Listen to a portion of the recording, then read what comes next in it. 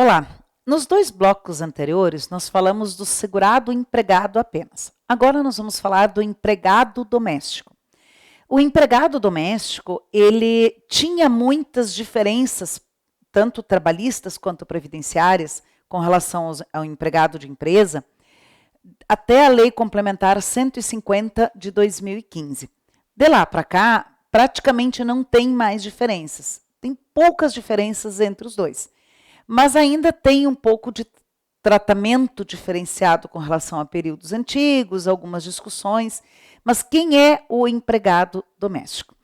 Empregado doméstico é quem presta serviço de natureza contínua à pessoa ou família, em âmbito residencial e em atividades sem fins lucrativos. A Lei Complementar 150, ela veio definir o que seria essa natureza contínua e disse o seguinte: se eu contrato alguém para trabalhar na minha casa até 2 dias por semana, não é contínuo. Mais de 2 dias é contínuo. A questão aqui, a palavra não é habitual, e sim contínuo. Tudo bem que se fosse segunda e terça seria contínuo, né? Brincadeira à parte, mas o que se quis diferenciar aqui é que se eu tenho uma empresa e nessa empresa eu tenho uma pessoa que trabalha todas as segundas-feiras, todo ano, todas as segundas-feiras, ela é empregada, mesmo que seja só um dia por semana, mesmo que seja só 4 horas por semana. Agora, se eu tenho uma empregada doméstica, eu posso contratar ela como, melhor dizendo, se eu tenho uma prestadora de serviços no âmbito doméstico, ela não precisa ser minha empregada se ela trabalha apenas 1 ou 2 dias por semana. Ela não chega a se enquadrar nos termos da Lei Complementar 150 de 2015. O que é este âmbito residencial? O âmbito residencial, ele não é apenas a casa, né, a casinha ali. Ele pode estender, por exemplo, o jardinamento, pode estender motorista que leva filho para a escola, que leva a pessoa para o trabalho, um piloto de barco, enfim, tem várias hipóteses que são pessoas que exercem atividade no âmbito doméstico, sem fins lucrativos, mas que não a gente não pode raciocinar, ainda mais hoje em dia. Pensa assim, doméstico é aquela pessoa que faz faxina, cuida da criança, faz comida, enfim, né, cozinheira, é mais que isso. A realidade atual é muito mais de trabalhadores domésticos, cuidadores de idosos, e que por vezes ganham mais nessa função do que se estivesse trabalhando numa empresa e até mesmo num hospital, como enfermeira, como enfermeiro. Então, houve uma migração do tipo de doméstico. Até talvez uns 20, 25 anos atrás, havia muita empregada doméstica que cuidava de criança. Também não havia tanta escola infantil para onde os pais poderiam deixar os filhos. Então, houve uma migração. Hoje, a criança está lá, respirou, né, já vai para a escolinha. Agora não, então os pais colocam os filhos na escola, mas tem a questão do idoso, e que aí começa a ter problema de saúde, enfim. Eu acredito que assim como tem creche, né, ou escolinha infantil, tem hotel para animais, para cachorro principalmente, daqui a pouco nós vamos ter uma creche para idosos, em que a família leva o idoso durante o dia e traz de volta durante a noite. Mas mesmo assim, muitas famílias precisam de um cuidador de idoso para a noite, por exemplo, ou para determinados horários. Então, é uma atividade, hoje em dia tem até cursos de qualificação, enfim, tudo porque é um público diferente, são necessidades diferentes, tem que ter uma noção de primeiros socorros e medicamentos, uma série de coisas. Não que tem que ter noção de medicamentos, mas tem que ter essa preocupação com a saúde da pessoa. A criança não, em princípio é saudável, brinca, corre para lá e para cá. Agora, um idoso tem um cuidado maior. Então, houve uma migração do tipo de atividade desempenhada pelo empregado doméstico. Eu falava num dos blocos anteriores que a construção civil é um dos setores de maior informalidade. Nós temos 3 setores de grande informalidade no Brasil: o rural, o doméstico e da construção civil. Então, o doméstico é um deles. Nós temos muitos trabalhadores domésticos que não têm carteira assinada, ou que têm carteira assinada e não teve sua situação regularizada junto à Previdência Social. Alguns empregadores acham que basta assinar a carteira, que o satélite vai ler, vai transmitir, vai descontar da tua conta, enfim, e não é assim. Claro que não é assim. Houve uma pseudo-facilitação com o Simples Doméstico, uns 4 ou 5 anos atrás, acho que é 2015, mas ainda assim é burocrático, às vezes contrata, precisa para logo e vai passando, e ali se passa anos. Tive um colega, professor universitário até, professor de Direito do Trabalho, isso foi até cômico, me disse assim, eu tenho uma empregada doméstica faz 4 anos, mas eu nunca assinei a carteira dela. E eu estou querendo regularizar a situação, então eu quero saber como resolver a questão previdenciária. Disse, bom, né? Que bom que está pensando agora, pelo menos, em regularizar, porque, enfim, e aí essas contribuições previdenciárias para trás, elas eram extremamente problemáticas, ainda são um pouco, mas eram muito mais problemáticas até a Lei Complementar 150, porque dizia que contava a carência a partir do primeiro recolhimento sem atraso. E aí esse meu colega diz assim, estou pensando em fazer do seguinte modo, eu vou pagar sempre 2, então daqui a 2 anos eu regularizei, daqui a 3 anos regularizei a situação para trás, e aí eu começo a pagar para frente. Eu disse, não, paga uma agora e depois você regulariza para trás, para que pelo menos demarcasse a primeira em dia. Isso foi antes da Lei Complementar 150. Depois da Lei Complementar 150, uma vez existindo o vínculo, existindo algumas contribuições, uma vez se comprovando o vínculo empregatício, não importa se o recolhimento foi feito em atraso ou não, não importa até mesmo se o recolhimento foi feito, porque a responsabilidade sempre foi do empregador doméstico, mas a lei deixou de penalizar o segurado por falta de recolhimento dessa contribuição, o que era uma incongruência e que o próprio judiciário também corrigia. Nós temos inúmeras decisões judiciais dizendo que uma vez que a responsabilidade do recolhimento é do empregador doméstico, inclusive, não poderia o empregado ser penalizado por falta do recolhimento. Mas, claro, cabe ao empregado comprovar o vínculo. E isso nem sempre é fácil, porque tem muitas situações em que não houve registro em carteira, não houve registro no CNIS, não houve nada.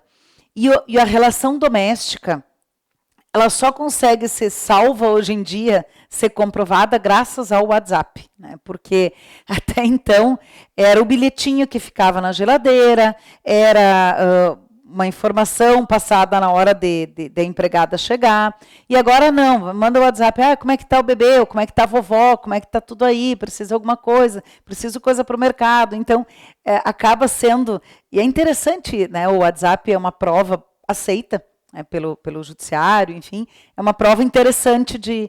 Claro que no INSS ainda há muita resistência com essas provas alternativas, né? Ainda a gente percebe um apego à CNIS, carteira de trabalho, enfim, aos métodos mais antigos de prova, às espécies de prova mais antigas no direito previdenciário.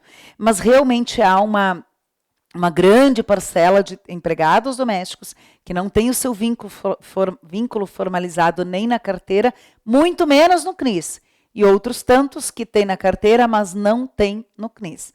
De todo modo, como eu dizia, a responsabilidade pelo recolhimento é do empregador, cabendo ao empregado comprovar o vínculo.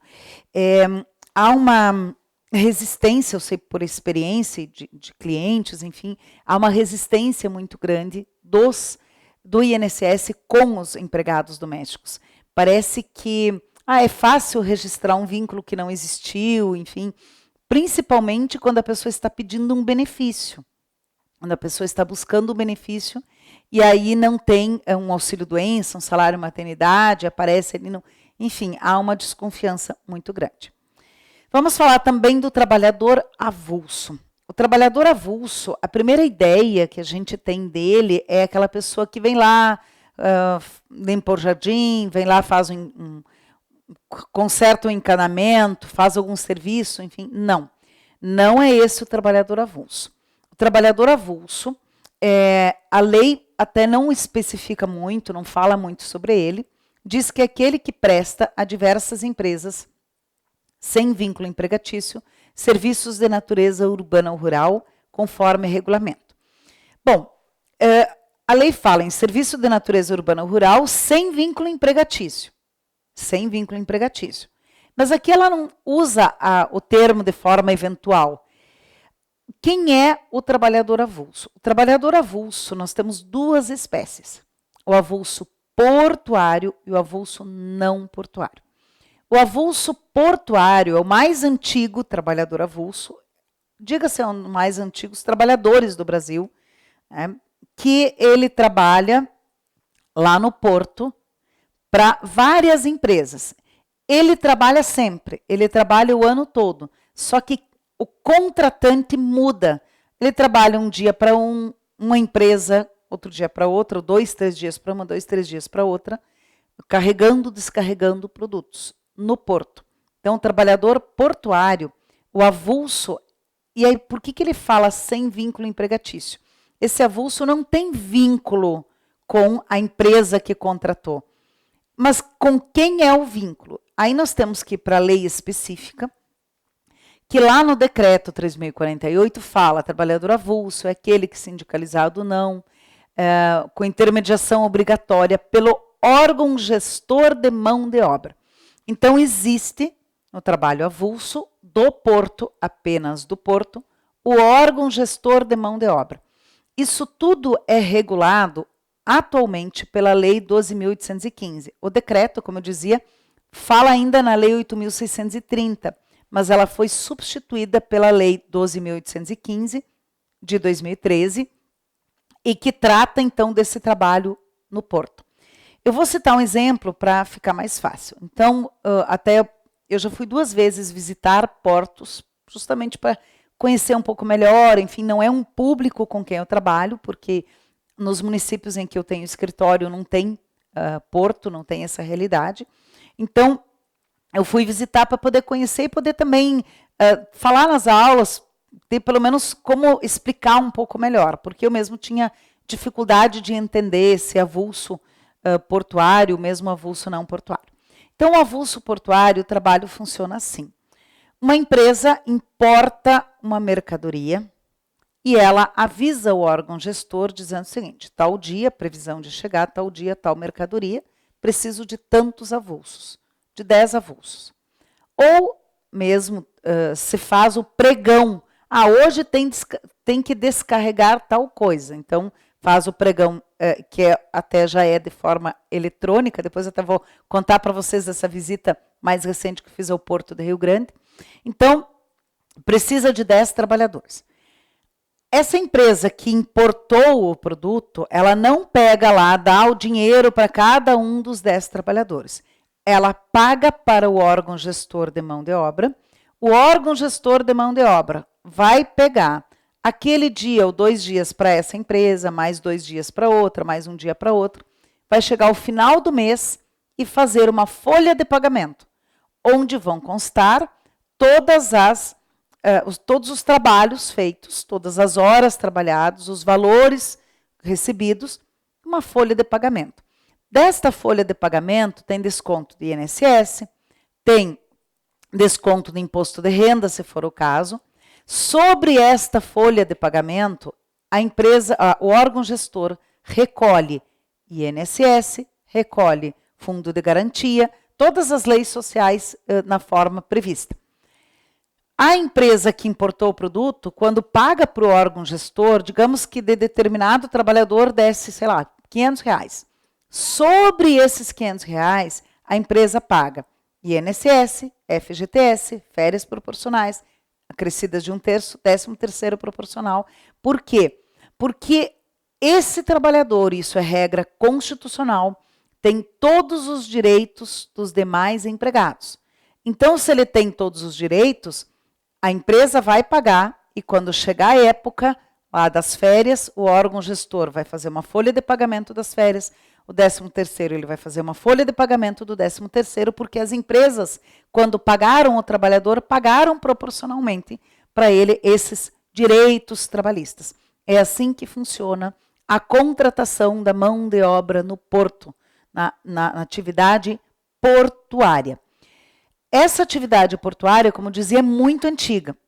Falei da Lei 8.630, que era de 93, substituída pela Lei 12.815 de 2013, mas antes da Lei 8.630 de 93, tinha outra lei. Enfim, o trabalho avulso no Brasil é muito antigo. Há muito tempo se carrega, descarrega produtos no porto.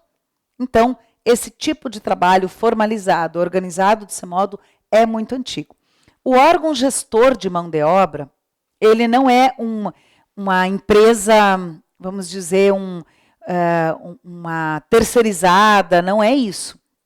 É uma entidade sem fins lucrativos, que tem uma diretoria colegiada, fazem parte desse órgão gestor o Estado, o município, a União, os trabalhadores, os contratantes, enfim, representantes de todos, e eles contratam lá uma pessoa, um grupo de pessoas que vai administrar a mão de obra do porto. A única função do órgão gestor de mão de obra é administrar a mão de obra do porto.